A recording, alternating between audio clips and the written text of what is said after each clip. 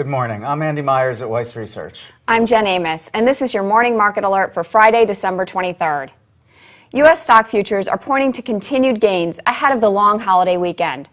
Markets will be closed on Monday in observance of Christmas. There will be a full trading day today, but volume is likely to be extremely light, which could increase volatility. Economic news is likely to move the markets again today after an unexpected drop in weekly jobless claims produced some solid gains yesterday. This morning, traders are digesting data on November durable goods orders and personal income and spending. We'll bring you the results of those reports after the opening bell. Then later this morning, we'll get a look at the latest reading of new home sales. European stocks resumed their late December rally today. The major markets closed early for the holiday, but finished with solid gains, including a more than 1% advance for the CAC 40 in Paris. Italy's benchmark index was also higher after the country's Senate gave final approval to a new austerity package. Prime Minister Mario Monti had called a confidence vote on the €30 billion plan to try and speed up its passage. Italy's two main political parties initially opposed the measure, but ended up backing it due to, quote, sense of responsibility. Among the biggest winners in Europe were energy stocks.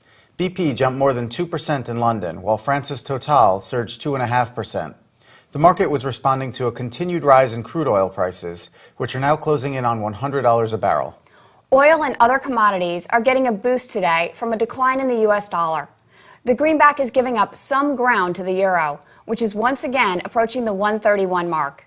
But one commodity not enjoying a bounce from the dollar's relative weakness is gold. It's dropping back near $1,600 an ounce and is set to close out the month of December with some steep losses. The renewed optimism in Europe's action to address the sovereign debt crisis is also driving investors away from other safe haven assets, like U.S. Treasuries. Right now, the yield on the benchmark 10-year note is rising back near 2%.